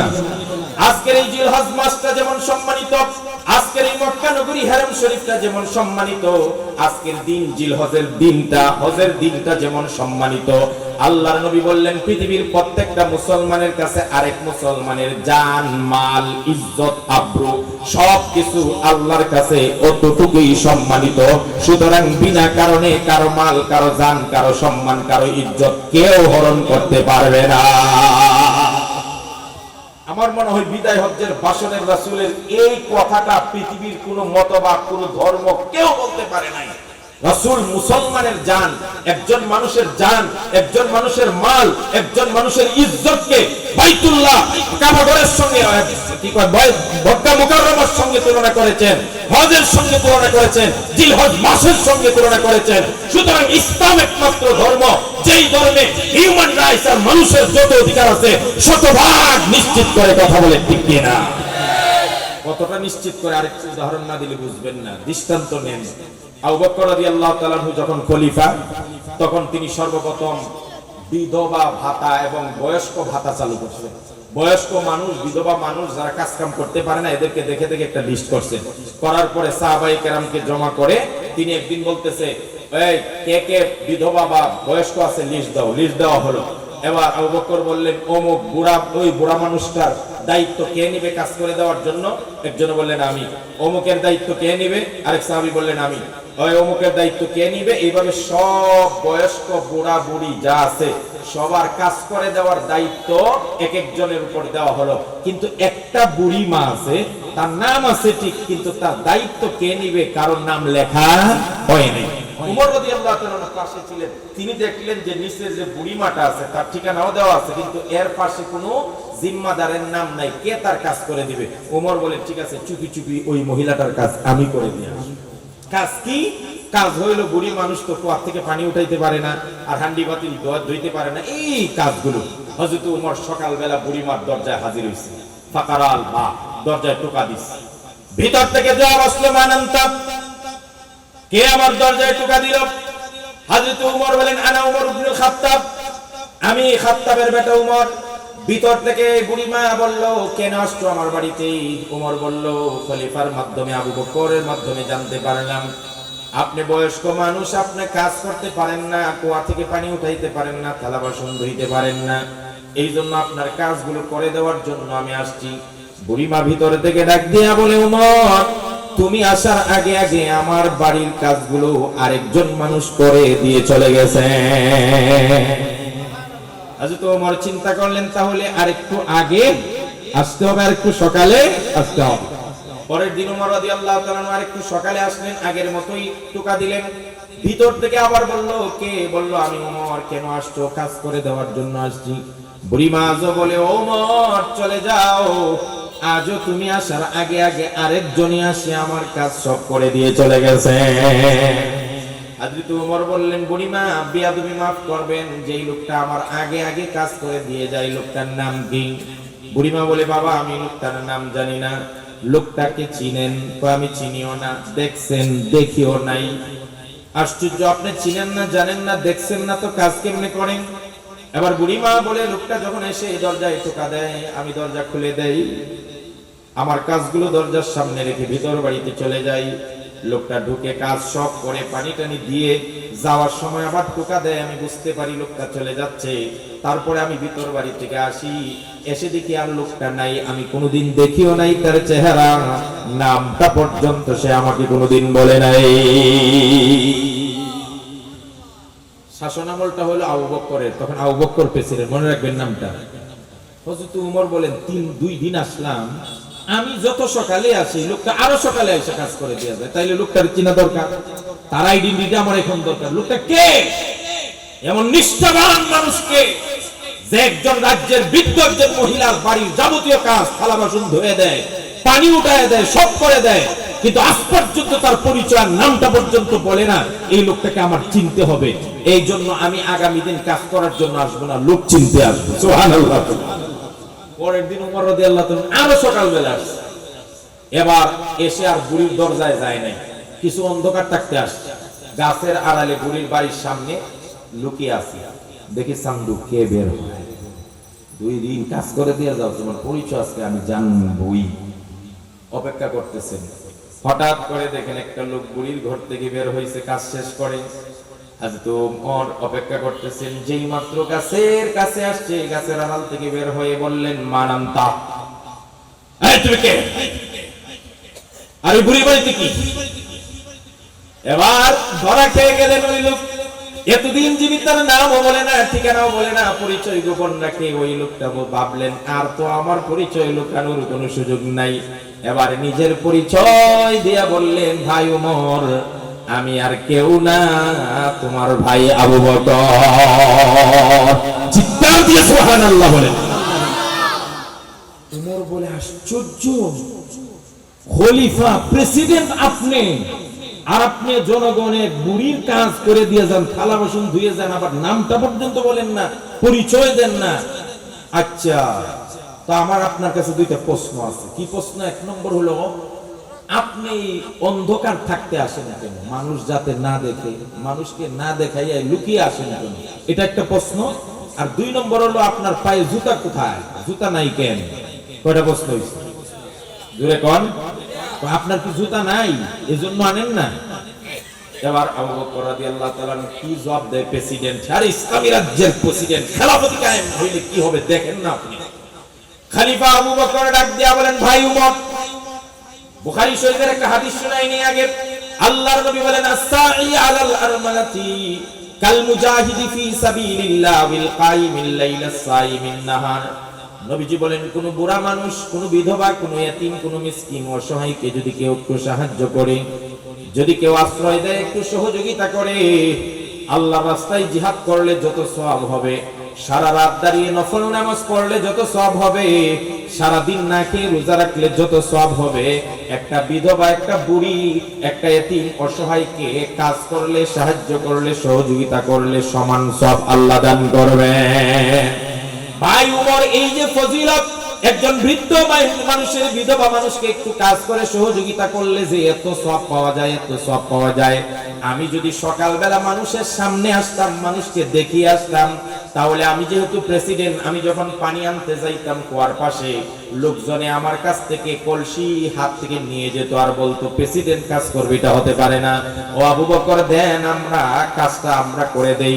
ওমর রে, আমার কাজ হাত থেকে কাজ নিয়ে যেত, আমি আর বুড়ি বা কাজ করতে পারতাম না, আর আমি বঞ্চিত হয়ে যাইতাম। আমি বঞ্চিত হতে চাই না, এই জন্য মানুষ যেন না দেখে লুকিয়ে লুকিয়ে বুড়ির কাজ করে দিয়ে যায়।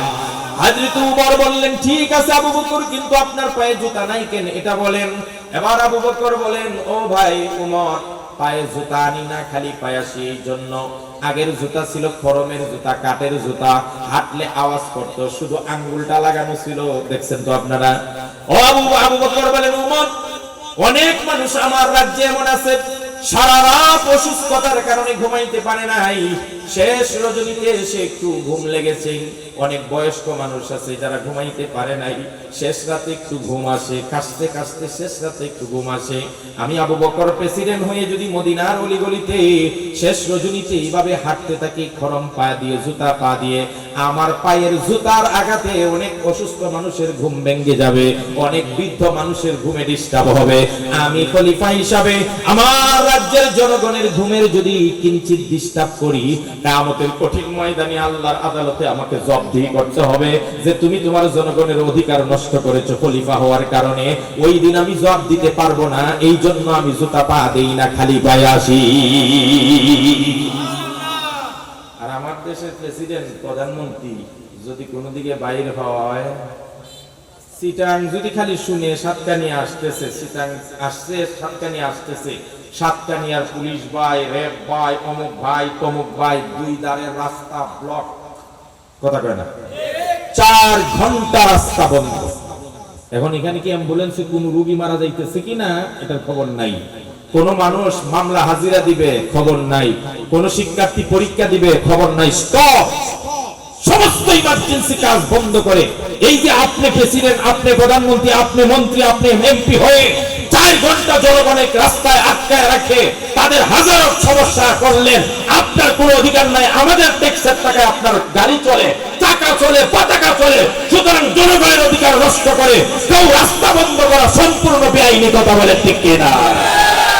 শুধু তাই নাই, আমি দেখেছি বিগত দিনে এক নেতা, তিনি নেতা হইছেন, এমপি হোক আর যাই হোক, এবার এলাকায় আসবেন, ওনাকে সংবর্ধনা দেওয়া হবে, কমপক্ষে 100টা কেক বানাইছে। আচ্ছা ভালো কথা, তার টাকা আছে, বানায় সংবর্ধনা দিবে, কিন্তু আসার আগে বলে দিয়েছে সাতকানিয়ার যত প্রাইমারি স্কুল আছে, যত হাই স্কুল আছে, সব স্কুল কলেজের ছাত্ররা রাস্তার দুই পাশে দাঁড়ায় থাকো, আমাকে এমপি সাহেব আসতেছে আজকে এমপি হইয়া, কথা কয় না? বস স্কুল কলেজের ছাত্র ছাত্রীরা, ছোট ছোট বাচ্চারা দুই ধারে দাঁড়ায় আছে, ফুলের সংবর্ধনা দিবে, নেতাজি আসবেন 10টায়, খবর নাই, ছাত্ররা কিন্তু দাঁড়ানো, 11টা বাজে খবর নাই, 12টা বাজে খবর নাই, 1টা বাজে খবর নাই, 2টা বাজে তাও খবর নাই।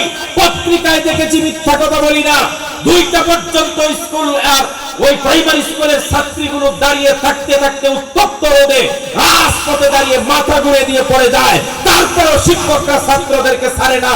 নেতা আসলে রাগ করবে, তোরা না দেখলে আমাকে স্কুল বন্ধ করে দিবে। এই জন্য যারা 4 ঘন্টা 5 ঘন্টা কোমলমতি শিশুদেরকে রাস্তার পাশে দাঁড় করিয়ে রাখে, এরা নেতা হওয়ার যোগ্য নয়, এরা নেতা হওয়ার যোগ্য নয়, এরা জনগণের অধিকার বুঝে না। যদি কোরআন কায়েম হয়, ইসলাম প্রতিষ্ঠিত হয়, তাহলে কোনদিন জনগণের অধিকার নষ্ট হবে না, কথা বলে ঠিক কিনা?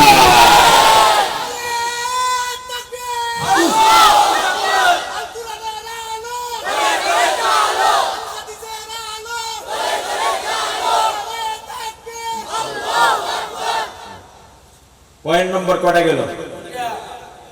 আপনারা দেখলেন সমতা কারে কয়, আপনারা দেখলেন জনগণের অধিকার কিভাবে বাস্তবায়ন হয়। 3 নম্বর ন্যায় বিচার। 3 নম্বর কি?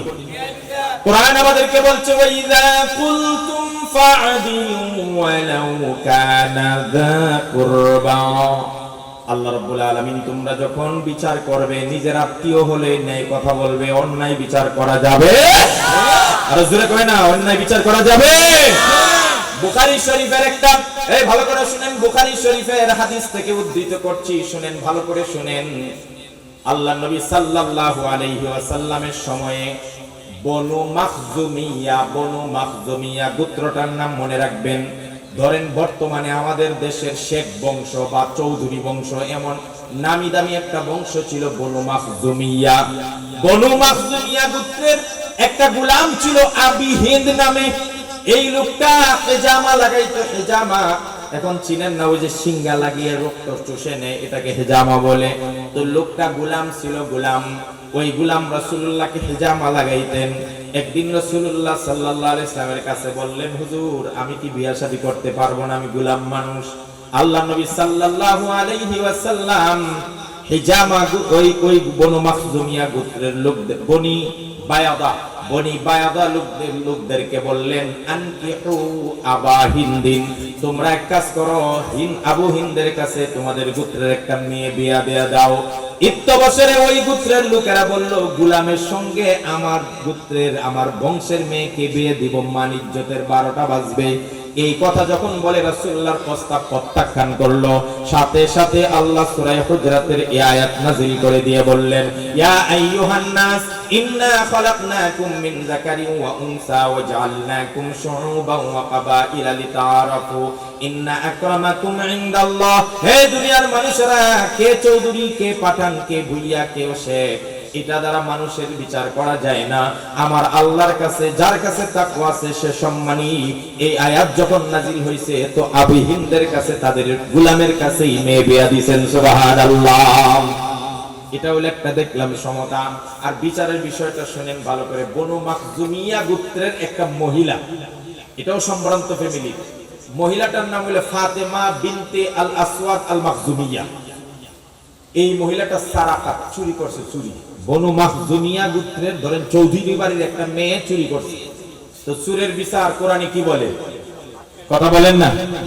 আল্লাহর কোরআন বলছে আস-সারিকু ওয়াস-সারিকাতু ফাকতাউ আইদিয়াহুমা জাযাআম বিমা কাসাবা নাকালাম মিনাল্লাহ। আল্লাহ বলেন চোর পুরুষ হোক অথবা মহিলা হোক তাদের হাত কেটে দাও। বনু মাখজুমিয়া গোত্রের লোকেরা চিন্তা করলো আমাগো গোষ্ঠীর মেয়ে, চৌধুরী বাড়ির মেয়ে চুরির ধরা খাইছে, রাসূলের কাছে বিচার গেলে সাথে সাথে হাত কেটে দিবে। হাত কেটে দিলে চৌধুরী বংশের মানিজ্যতের প্লাস্টিক হয়ে যাবে। কথা বলেন ঠিক কি না? এই না, চৌধুরী বাড়ির একটা মেয়ে যদি দুই হাত কাটা নিয়ে রাস্তাঘাটে ঘোরায় তাহলে মানুষ বুঝবো না এর হাত কাটা কেন, চুরি ধরা খাইছে। তখন তারে আর বিয়ে করবে? তারে তো করবেই না, তার আশপাশের কেউ করবে। গুরু এই বাড়িতে বুঝি বিয়ার সম্বন্ধ নিয়ে যাবো, চুরি করে হাত কাটা গেছে।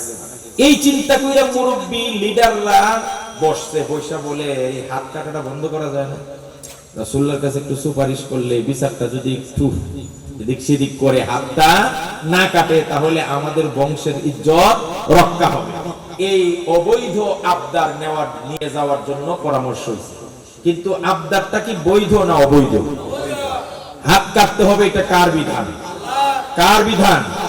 আল্লাহর বিধানকে তুমি বাদ দেওয়ার জন্য অবৈধভাবে আল্লাহ রাসূলকে সুপারিশ করবে, এটা তো কলিজার দরকার আছে না নাই? সবাই কয় যাও তুমি যাও, কিন্তু বিড়ালের গলায় কেউ ঘন্টা পড়াইতে সাহস হয় না। কে যাবে এই আবদান নিয়ে? রাসূল যেন হাত না কাটে।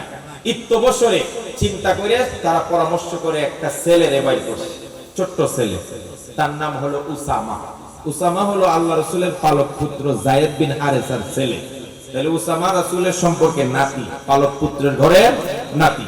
ফাতেমার ঘরের আরেক দুই নাতি ছিল হাসান হুসাইন, আরেক দিকে ছিল উসামা। নবীজি সাল্লাল্লাহু আলাইহি সাল্লাম বলতেন আমি হাসান হুসাইন আর উসামার মাঝখানে কোনোদিন পার্থক্য করতাম না। আমার মেয়ের ঘরের নাতি হাসান আর হুসাইনকে যতটা আদর সোহাগ করতাম, আমার পালক পুত্রের ঘরের নাতি উসামাকে ততটাই ভালোবাসতাম। তাহলে এরা বুঝতে পারছে যে উসামারে রাসূল খুব ভালোবাসে, তাহলে ওই ছেলেটারে দিয়েই এই অবৈধ আবদারটা, সুপারিশটা পাঠাই। উসামারে ডাক দিয়ে নিছে বনু মাখজুমিয়া গোত্রের লোকেরা, যেই গোত্রে চুরি ধরা গেছে একজন মহিলা। শুনে যাও উসামা, তোমার দাদা তোমারে খুব ভালোবাসে। বলে হ, তাহলে আমাদেরকে একটু উপকার করো। কি উপকার? আমাদের গোষ্ঠীর একটা মেয়ে চুরি ধরা খাইছে, গিয়ে রাসূলের কাছে এটুকু বলবা যে দাদাজি এই মেয়েটার হাত না কাটলে হয় না, একটু ছাড় দিয়ে দেন না। বাচ্চা এটা বলতে পারবে, ছোট বাচ্চা, সে তো আর বুঝে নাই। সে গেছে রাসূলের কাছে, গিয়ে বলতেছে দাদা শুনেন, খুব গুরুত্বপূর্ণ পয়েন্ট এটা। দাদা ওই যে বনু মাখজুমিয়া গোত্রের ফাতেমা নামে মেয়েটা চুরি ধরা খাইছে, এর হাত না কাটলে হয় না, একটু ছাড় দিয়া দিলে হয় না? এতটুকু কথা বলছেন। তালাব্বানা ওয়াজহু রাসূলিল্লাহি সাল্লাল্লাহু আলাইহি ওয়াসাল্লাম, আল্লাহর রাসূলের চেহারা লাল হয়ে গেছে। নবীজি যখন রাগিয়ে যেতেন তখন চেহারা রক্তাক্ত হয়ে যেত, অগ্নি শর্মা হয়ে যেত, লাল হয়ে গেছে। লাল হয়ে উসামারে এমন ধমক দিছে, আতুকাল্লিমুনি ফি হাদ্দিন মিন হুদুদিল্লাহ, হে উসামা তোমার সাহস কত বড়! আল্লাহ দণ্ডবিধি দিবেন হাত কাটবে চুরি করলে, সেই দণ্ডবিধি বন্ধ করার আমি কি? আমার কাছে আসছে অবৈধ আবদার নিয়ে, সাবধান, এখান থেকে সরে যাওয়ার কোনদিন এই অবৈধ আবদার নিয়ে আমার কাছে আসবে। আল্লাহু আকবার বলেন না? দেখেন নবীজি বাচ্চাদেরকে এত ভালোবাসতেন, বিশেষ করে ছোট বাচ্চাদেরকে এত ভালোবাসতেন। হযরত আনাস বলেন খাদামতুন নবিয়্য সাল্লাল্লাহু আলাইহি ওয়াসাল্লাম আশারা সিনিন। আমি ঘটনাটার গুরুত্ব বোঝানোর জন্য একটু কথা বাড়াচ্ছি। আনাস বলেন আমি 10 বছর রাসূলুল্লাহর খেদমত করছি। একদিনের জন্য আমাকে ধমক দিয়ে বলেন আনাস এটা কেন করলি, এটা কেন করলি? এত আদর। আমরা তো ছোট বাচ্চাদেরকে সালাম দেই না। আমাদের মাদ্রাসায় শিক্ষা দেওয়া হয় যাকে পাবে তাকেই সালাম দিবে, ছোট হোক বড় হোক। আর আমরা মুরব্বীরা ছোট বাচ্চাদেরকে সালাম এই দেননি আপনারা? না কি কইলে কাম হইব? কোন কোন মুরব্বী তার ছেলেরে সালাম দিছে? ইল্লা মাশাআল্লাহ তারা কেউ যায় না। দেরে এই বাতিজা যারা আছো কম বয়সী, বলো তোমার চাচাই কোনোদিন তোমাকে সালাম দিছে? দেয় নাই, বরং উল্টা তোমার নামে বিচার দেয়। তোমার মার কাছে, তোমার বাবার কাছে, মক্তবের হুজুরের কাছে, ইমাম সাহেবের কাছে, এই পোলা বেয়াদব, সালাম কালাম শিখে নাই, দেয় না, আছে না? আমি যদি মুরব্বীদেরকে সবিনে অনুরোধ করি, ঠিক আছে সে বেয়াদব, সে সালাম দেয় না, আদব করে না, আপনি কি কোনোদিন তারে সালাম দিছেন? আমি দেবো কেন? ওমা, বড় ছোটকে সালাম দেওয়া নিষেধ নাকি? কথা কয় না নিষেধ? আপনি বেশি না তাকে 3 দিনও লাগবে না, ইনশাআল্লাহ একদিন দিয়েন। ভরা মজলিসে যদি আপনার ছেলে বা ভাতিজাকে একদিন সালাম দিতে পারেন, বাজারে পাইছেন সবার সামনে বলবেন আসসালামু আলাইকুম ওয়া রাহমাতুল্লাহ, কেমন আছো ভাতিজা, এইটুকু বলবেন, লজ্জায় লাল হয়ে যাবে যে বাবারে আমার চাচাই মানুষের সামনে আমার সালাম দিছে। এরপরের দিন যদি দেখে আপনি রাস্তার ওই মাথায় আর সে যদি থাকে এই মাথায়, কি মনে করেন? তার সিদ্ধান্ত হবে দুইটা, হয় সে রাস্তা ত্যাগ করে আরেক রাস্তা দূর দিবে, চাচাইতেছে আজকেও আসসালামু আলাইকুম, আর না হলে যদি আপনার সামনে পড়তে হয় বাধ্য হইয়া, তাহলে আগে কি রেডি রাখবে? চাচাই দেওয়ার আগে আমি দিয়া দিই, আর নাহলে আজকেও চাচাই দিই। তাহলে আপনি একদিন দেন না, 2 দিন দেন না, 3 দিন দেন, শিক্ষা দেন, দেখবেন 3 দিনের পরে সে আপনাকে যেখানেই পাবে সেখানেই সালাম দিবে। কথা বলে ঠিক কিনা? আমরা এই কাজগুলো করি না, ছোটদেরকে কখনো সালাম দেই না। অথচ আমার নবীজি ছোট বাচ্চাদেরকে এত আদর করতেন, পাইলেই মুস্কি হাসি দিতেন, সালাম দিতেন। সুবহানাল্লাহ বলবেন না? গল্প বলি শোনো প্রিয় নবীজির, শ্রেষ্ঠ মানুষ যিনি এই ধরনীর। গল্প বলি শোনো প্রিয় নবীজির, শ্রেষ্ঠ মানুষ যিনি এই ধরনীর। ছোটদের দেখে তিনি মিষ্টি হেসে সালাম দিতেন আগে ভালোবেসে। আল্লাহু আকবার। ছোটদের দেখে তিনি মিষ্টি হেসে সালাম দিতেন আগে ভালোবেসে। চোখ দুটি ছিল তার শান্তির নীর, পরম ঠিকানা যেন গরিব দুঃখীর, পরম ঠিকানা যেন গরিব দুঃখীর। যাদের ছিল না কোনো সহায় স্বজন, তাদের ছিলেন তিনি বড় আপন। যাদের ছিল না কোনো সহায় স্বজন, তাদের ছিলেন তিনি বড় আপন। হৃদয়ে ছিল তার অতল গভীর, হৃদয়ে ছিল তার অতল গভীর, পরের ব্যথাতে যিনি সদা অধীর। গল্প বলি শোনো প্রিয় নবীজির, শ্রেষ্ঠ মানুষ যিনি এই ধরনীর। আল্লাহু আকবার। আরো জোরে বলেন আল্লাহু আকবার। আমি কথাটা বুঝাচ্ছিলাম, যেই বাচ্চাদেরকে রাসূলুল্লাহ এত মহব্বত করতেন, এত ভালোবাসতেন, বিশেষ করে উসামাকে এত ভালোবাসতেন, অন্যায় ভাবে অন্যায় বিচারের আবদার নিয়ে যখন উসামা রাসূলুল্লাহর কাছে সুপারিশ নিয়ে গেলেন, তালাব্বানা ওয়াজহু রাসূলিল্লাহ সাল্লাল্লাহু আলাইহি ওয়াসাল্লাম রাহমাতুল লিল আলামিন, যার চেহারা দেখলে মায়া মমতায় ফুটে উঠতো, যিনি মুস্কি হাসি ছাড়া কথা বলতেন না। আল্লাহর নবীর ব্যাপারে বলা হয়, নবীজি কারোর সঙ্গে দেখা হলে যখন হাত মিলাইতেন, ওই লোকটা হাত ছেড়ে দেওয়ার আগে নবীজি নিজের থেকে হাত ছাড়তেন না। আল্লাহর নবী কারোর সঙ্গে কথা বললে তার চোখে চোখ রেখে কথা বলতেন, গা ফিরিয়ে মুখ ফিরিয়ে কোনো সময় অহংকার বশত কথা বলতেন না। আল্লাহর নবী স্ত্রীদেরকে যথাসম্ভব আগে আগে সালাম দিতেন। আম্মা জান আয়েশা বলেন, নবীজি আমার ঘরে যতবার আসতেন, আমি সালাম দেওয়ার আগে আগে ম্যাক্সিমাম তিনি আমাকে সালাম দিতেন। যেই নবী এত দয়ালু রাহমাতুল লিল আলামিন, সেই নবী তার পালক পুত্রের নাগরের নাতি উসামাকে এমন ধমক দিলেন, আল্লাহর দণ্ডবিধি নিয়ে তুমি আমার কাছে অবৈধ আবদার নিতে আসছো। সাথে সাথে উসামা বুঝতে পারলো আমার দাদা খুব রাগ করেছে। উসামা বলেন, আমি রাসূলুল্লাহর কাছে মাফ চাইলাম, ইয়া রাসূলুল্লাহ ইস্তাগফিরলি, ও নবীজি আমি ভুল করছি, আমাকে মাফ করে দেন, আমার জন্য মাগফিরাত কামনা করেন। নবীজি বললেন, উসামা ঠিক আছে যাও, তোমার কাজ যেটা না। নবীজি বুঝতে পারছেন এটা শিশু বাচ্চার কাজ নয়, এটার কলকাঠি নার্সে অন্যরা। কথা কয় ঠিক কিনা? কলকাঠি নার্সে। এই জন্য বলছেন সব লিডার ফিডার যা আছে সবগুলার সন্ধ্যার সময় মসজিদে নববীর সামনে আসতে বলবে, এলান করে দিছে।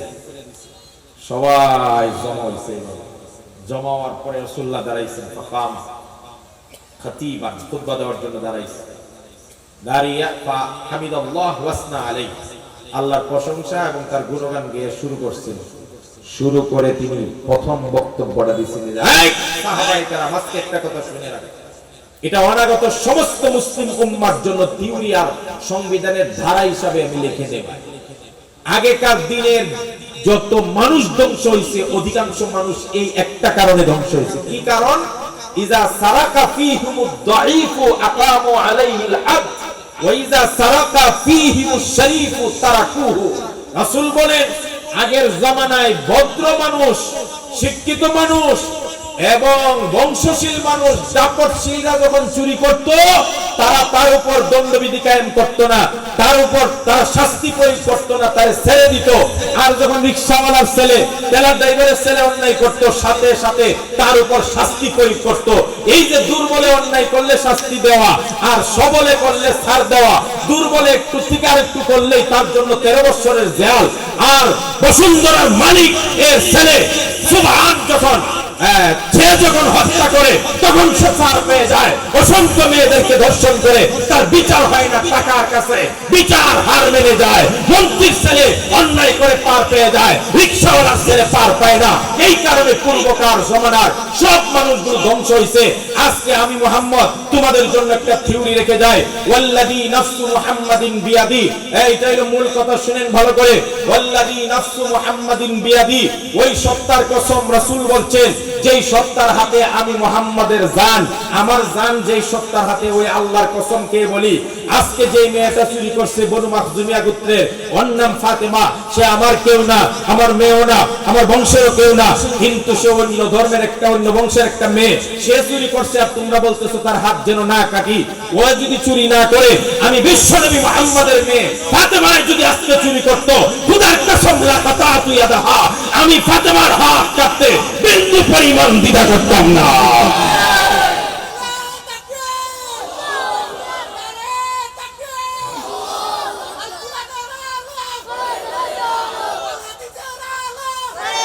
যে ইসলাম কতটা ন্যায় বিচার প্রতিষ্ঠা করে, খালি আপনারা এটা শুনে রাখেন। আরেকটা উদাহরণ দিতাম, আমার হাতে সময় কম।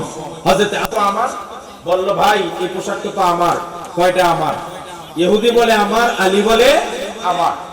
আলী বলল, দেখো ভাই আমার পোশাক তো আমি চিনিটা আমার, দিয়ে দাও। প্রেসিডেন্ট কিন্তু। ইহুদি বলে না, এটা আমার। মীমাংসা হয় না। তাইলে এক কাজ করো, আমরা বিচারপতির কাছে যাই, আদালতে যাই। আলীর নিয়োগ করা প্রধান বিচারপতি কাজী শুরাইর কাছে আদালতে উঠছে দুইজন। বাদী হলেন আলী, বিবাদী হলেন ইহুদি। বিচারপতি বললেন, আলী তোমার কি দাবি বলো তো? আলী বললেন, মাননীয় প্রধান বিচারপতি, এই যে ইহুদি ভাইয়ের গায়ে পোশাকটা দেখতেছেন, এই পোশাকটা আমার। ইহুদিরে জিজ্ঞেস করলো, কি ওই পোশাক কি উনার? ইহুদি বলল, না এটা আমার। উনি বলে এটা আমার, উনি বলে এটা আমার। এখন প্রমাণ দিবে কে এই পোশাক যে আমার? আপনারা বলেন তো, আমার কাছে এই কোটটা আছে, এখন আমি বলতেছি আমার, উনিও বলতেছে আমার, এই দুইজনে দাবি করছি, কে প্রমাণ দিবে বলেন তো দেখি? যারা এলাকায় মাতবরি করেন, বিচার করেন, দেখি। বুঝছেন না আমার কথা? এই কোটটা কার কাছে আছে? আমার কাছে আছে না? আমি বলছি এটা আমার, আর উনি বলতেছে এটা উনার। এখন উনি প্রমাণ দিবে না আমি প্রমাণ দিব? কে দিবে? আমি? কে দিবে বলেন, ভালো করে বুঝে বলেন। টেস্ট হয়ে যাবে বিচার বুঝে কিনা। বলেন কে দিবে? প্রমাণ কে দিবে? আচ্ছা বুঝি, আমি দিব। এই পক্ষে কার আছে? কে কে আছে? কেউ নাই। উনি প্রমাণ দিবে এই পক্ষে কে কে আছে। আচ্ছা মোটামুটি তাইলে বুঝছেন। আমরা যখন ইফতার পড়ি, উসুলে ফিকহ একটা ইফতার মূলনীতি আছে, ফতোয়ার মূলনীতি। সেখানে লেখা আছে, আল বাইয়িনাতু আলাল মুদ্দাঈ ওয়াল ইয়ামিনু আলা মান আনকার। যে কোনো জিনিস যার দখলে থাকে সে প্রমাণ দেয় না। চাদর আপনার গায়ে আছে, আপনি আবার প্রমাণ দিবেন কি? এটা তো আমার দখলেই আছে। আর যে দাবি করে সে প্রমাণ দিতে হয়। জমি আপনি কইরা খাইতেছেন, আমি হঠাৎ গিয়ে বললাম যে এই জমি আমার, প্রমাণ কি আপনি দিবেন না আমি দিব? যে দাবি করে সে প্রমাণ দিবে। এখন বুঝে থাকলে বলেন তো দেখি, কোটটা মানে আলীর পোশাকটা কি আলীর কাছে আছে না ইহুদির কাছে আছে? তাহলে রুলস অনুযায়ী, বিচার অনুযায়ী আলী প্রমাণ দেওয়া লাগতেছে। কথাটা ঠিক কিনা? এখন বিচারপতি ওই সূত্র ধরেই বলছে, যেহেতু পোশাকটা তার দখলে আছে, সে প্রমাণ দিবেন, আপনি প্রমাণ দেন। হযরত আলী রাদিয়াল্লাহু তাআলা বলেন, জাহাপনা বিচারপতি, আমার প্রমাণ তো আর কেউ না, আমার প্রমাণ আছে আমার ছেলে হাসান, সে জানে, সে দেখছে এটা আমার। এবার বিচারপতি শুরাই, কাজী শুরাই বললেন, প্রেসিডেন্ট সাহেব ক্ষমা করবেন, আপনার পক্ষে প্রমাণ বা সাক্ষী হিসাবে ছেলের সাক্ষী বাবার জন্য গ্রহণযোগ্য না। আপনার ছেলে তো আপনার কথাই এছাড়া কেউ আসেনি কোন সুবহানাল্লাহ ইচ্ছা করে না। দেখেন না মিয়া খেলাফত ব্যবস্থা কারে কয়, কোরআনে আইন কারে কয়, ইসলামী জীবন ব্যবস্থা কারে কয়? সম্ভব? আর এখন কি বিচারে সম্ভব? এবার আলী বললেন তাহলে আমার একটা গোলাম আছে, এটার কিছুদিন আগে আজাদ করছিলাম, হেতি আমার সাক্ষী। কাজী সুরাই বিচারপতি বললেন না না, যেই গোলাম আপনার কাছ থেকে আজাদ হয়ে গেছে, আপনার ইহসান পাইছে, সেও আপনার পক্ষেই বলবে, তার সাক্ষীও আপনার ব্যাপারে গ্রহণযোগ্য হবে না। ছেলে গোলাম বাদ দিয়া আর কোন সাক্ষী আজ থাকলে আপনি প্রমাণ করেন, প্রেজেন্ট করেন। হযরত আলী বললেন জাহাপনা বিচারপতি, দয়া করে মাফ করবেন, তাহলে আমার কাছে আর কোনো প্রমাণ নাই। এবার ওই জাহাপনা ইহুদিরে বলল, তুমি বলো তোমার পোশাকটাই কি? বলে হয় এটা আমারই পোশাক। এবার আলী প্রমাণ না দেওয়ায় আর সে দাবি না ছাড়াই বিচারপতি ঘোষণা করে রায় দিয়া দিলেন, আলী পোশাক আপনাকে আমি দিতে পারলাম না, যদিও আমিও দেখছি আপনার গায়ে পোশাকটা, কিন্তু আজকে আমার রায় সেই হিসাবে দেওয়া হলো ইহুদির পোশাক। চিৎকার দিয়ে সুবহানাল্লাহ।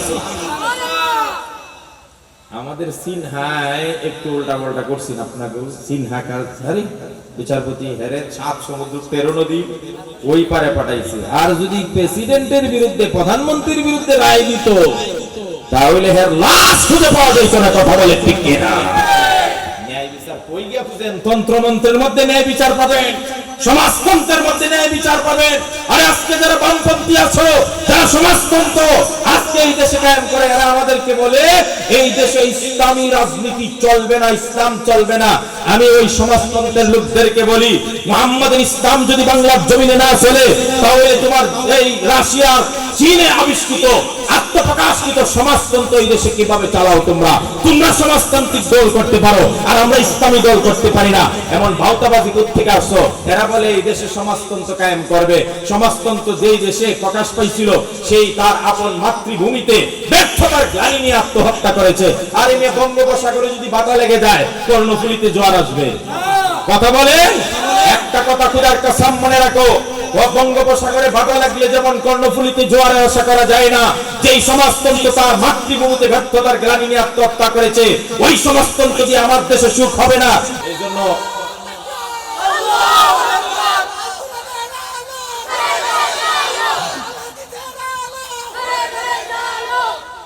এই জন্য আমাদেরকে একটা কাজ করতে হবে, ইসলাম আর কোরআনটাকে ভালো করে বুঝতে হবে। আমরা বুঝি না, আমরা মনে করি কোরআন শরীফ পড়া, মসজিদে নামাজ পড়া এর নামই ইসলাম। না ভাই, আপনি ইসলামটা বুঝেন। আর আমরা সবাই চেষ্টা করব, এমন লোক নিয়োগ দিব, এমন লোক পাঠাবো, চেয়ারম্যান, মেম্বার, এমপি, মন্ত্রী, যারা কোরআনকে বিশ্বাস করে আর কোরআনের আইন আর ইসলামী জীবন ব্যবস্থা চালু করার, শরিয়া চালু করার পক্ষে থাকবে, তাদের পক্ষে আমরা থাকবো বলেন ইনশাআল্লাহ। যদি থাকেন তাহলে একটা স্লোগান দিয়ে আমার কথা শেষ। আমি বলবো তন্ত্র মন্ত্রের দিন শেষ, আপনারা বলবেন ইসলামের। কথা কয় না? এই আমরা সবুজ বাংলাদেশ দেখেছি, দেখা হয়েছে না? সবুজ বাংলাদেশ দেখা শেষ, শ্যামল বাংলাদেশ দেখেছি, ডিজিটাল বাংলাদেশ দেখেছি, স্মার্ট বাংলাদেশ দেখেছি। এবার আর স্মার্ট বাংলাদেশ নয়, ডিজিটাল বাংলাদেশ নয়, এবার হবে ইসলামের বাংলাদেশ। তন্ত্রমন্ত্রের দিন শেষ, তন্ত্রমন্ত্রের দিন শেষ। আল কোরআনের আলো সংসদে চালো।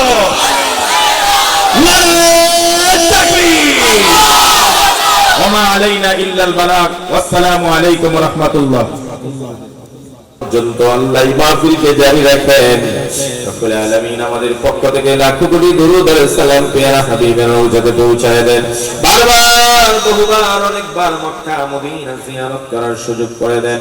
যারা অসুস্থ আছেন সবাইকে শিফায়ে কামিলা করে দেন। আল্লাহ আমাদের অভাব অনটন দূর করেন। আল্লাহ আমাদেরকে মুসিবত থেকে হেফাজত করেন। আল্লাহ আমাদের হালাল রিজিকের ফয়সালা করেন, হারাম থেকে বেঁচে থাকার তৌফিক দেন। আমাদের সন্তানগুলোকে আলেম আলেমা হাফেজ হাফেজা বানায় দেন। আল্লাহ আমাদের মেয়েগুলোকে কানেতা সাবেরা সালেহা বানায় দেন, মুতমাইন্না বানায় দেন।